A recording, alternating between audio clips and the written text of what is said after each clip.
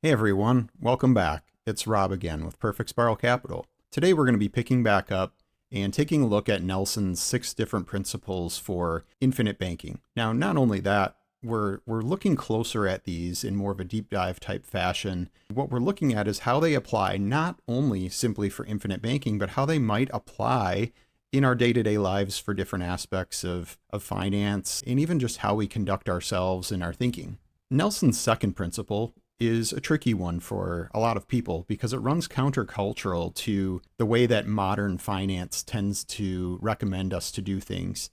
Modern finance tends to look at how little of something can I put in and try to extract the most out. Now, if you've watched any of my recent videos, that kind of ties in with an aspect of gambling in some respects. You can look at that video and review that a little bit further, but we shouldn't be looking about how little of something we can put in order to get something out. When we think about efficiency, though, we should probably look at things a little differently. And if we find something that's highly efficient, we would want to put as much money into a system as possible. That being said, Nelson's second principle is don't be afraid to capitalize. Or maybe said another way, to capitalize or pay into your own system.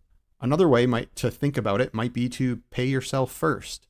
Now, we can do that a lot of different ways, and we can look at different aspects of how to do that. But what we're going to look at today is really more so along the lines of what we do within the infinite banking concept. And then we can talk about how that flows out to other aspects of areas in our life. When we think about money as a whole, it has to reside somewhere. And in the case of infinite banking, one of the things that we have to think about is putting that money in a place where it's going to be efficient.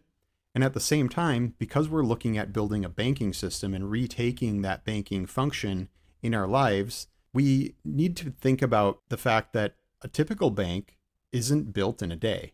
And much like Rome wasn't built in a day, we have to take time to capitalize the system and build it to the level of need that we have for the desire of finance that we have in our lifetimes. That level of finance is pretty significant when we think about homes, cars, refrigerators, whatever it might be, right? That comes along, we might need to have a system that's able to accommodate all those things. So that being said, it doesn't just happen overnight. We have to take time to capitalize into that system or build that system so that it grows into what we need it to over the course of our lifetimes. When we think about the type of product that we use as a part of infinite banking concept, the first few years can seem a little challenging. And that's because we don't necessarily see the level of efficiency growing and taking place within that product. It does take a little bit of time. However, once it gets moving, that's the part that's truly amazing. And if you want to think about a great analogy that I heard recently was, imagine that you have a bucket of water and you're heating it up, right? That water, as you heat it, it takes a lot of effort in that it's growing in terms of its temperature. However, once it crosses a specific threshold of 212 degrees, now we have something altogether different, and we have steam. And that level of power generated from that steam is truly awesome. And that's a lot of what we see taking place within the product that we use for infinite banking. And that's dividend paying whole life insurance through a mutual provider. What's amazing about it, once that steam is developed, once we've capitalized our system appropriately, it only continues to get more and more and more efficient the longer it's in place. It's truly amazing in terms of how it works. A great concept to think about, and this is actually from page 85 of Nelson's book, Becoming Your Own Banker. But if you knew at passive income time, or retirement as some people like to call it, that you would be able to get every dollar back that you put into a system, and on top of it, if you could do so, access that money on a tax-free basis, what objections would you have to putting more in there? That's something to be thinking about as we're talking about this concept and talking about how we want to capitalize our own system for the purposes of banking. When we think about taking a large portion of our monthly or annual income and putting it into a system that is only going to grow and increase in efficiency over time, the more we put into that system only strengthens and enhances the long run capacity and strength of that banking vehicle. It creates a bigger pool of money in which the capital can then flow and be used for all the different things that we finance within our lifetimes. Much like what happened for me, when the infinite banking concept is introduced and then it really clicks and someone understands it, oftentimes they're really disappointed that they didn't hear about it 10, 20, or 30 years ago. I think the biggest challenge that we find in this situation, much like I found myself in, is that we're playing catch up. Nobody was out there doing this process for us.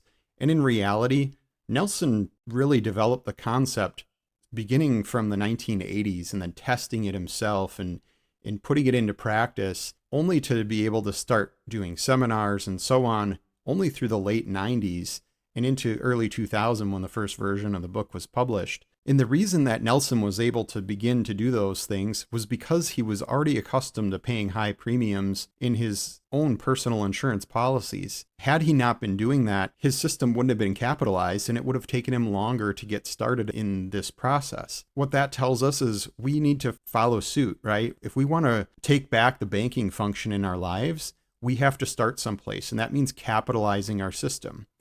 By placing our funds into a system that only gets more efficient over time on a contractually guaranteed basis, why would we object to doing that? That is the advantage. Once that compounding begins, it doesn't stop. And I think that's the most impactful portion of how this process works, is what it does for our savings in the long run. A proper banking system really can't be created without first going through the capitalization phase. If someone has a big objection to that capitalization phase, then I highly recommend, if you have not done it already, get a copy of Becoming Your Own Banker, and please go back and reread pages 17 to 25 of that book. It's so important that you really understand what's happening in that description of capitalizing the banking system. Once that's happened, it's truly amazing what those outcomes are. Practicing the infinite banking concept for myself, I can say that as we've begun to capitalize our system,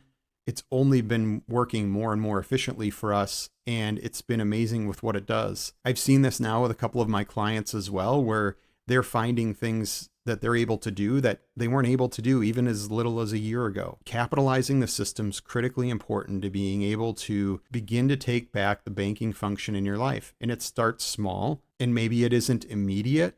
However, the long-term effect of recapturing that interest, recapturing that banking function, recapturing that financing capability in your life pays off tremendous dividends in the future. Now, not just within the policy or the product we use to make this happen, but in terms of the level of control, the level of flexibility, the level of liquidity that it provides each and every person that puts this into play in the way that Nelson has laid out for us. So if you have more questions about capitalization, feel free to drop some comments. We'd love to have some conversation with you about it. Otherwise, feel free to like and subscribe if you found this video valuable. There's going to be some other videos that pop up that give you some insight into understanding more about Nelson's principles. Feel free to look at those and watch those as well, and we'll talk to you again next time.